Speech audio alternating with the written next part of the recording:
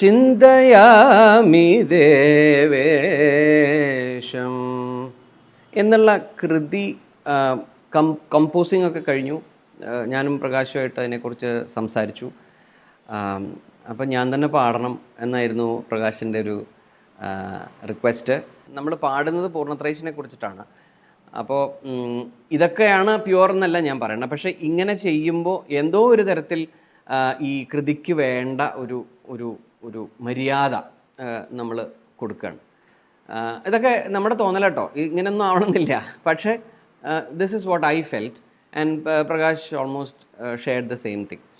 അപ്പോൾ എന്നാൽ ഇത് ഇനി റെക്കോർഡിങ് എന്നുള്ളൊരു ഘട്ടത്തിലാണ് നമ്മൾ നിന്നത്. നമ്മൾ സാധാരണ ഒരു ഫിലിം സോങ്ങോ അല്ലെങ്കിൽ ഒരു ലൈറ്റ് മ്യൂസിക് ചെയ്യണ പോലെ നമുക്ക് പല പല സ്റ്റേജസിൽ ചെയ്യാൻ പറ്റില്ല. കാരണം ഇതൊരു ഒരു കർണാട്ടിക് കോമ്പോസിഷനാണ്. എന്നാലും അതിൻ്റെ ഒരു എന്താ പറയുക, ഇതിൻ്റെ ഒരു ടോണൽ ക്വാളിറ്റിക്കും ഇതിൻ്റെ ഒരു സൗണ്ടിങ്ങിനും ഒക്കെ വേണ്ടിയിട്ട് ഞാൻ ആദ്യം പാടി.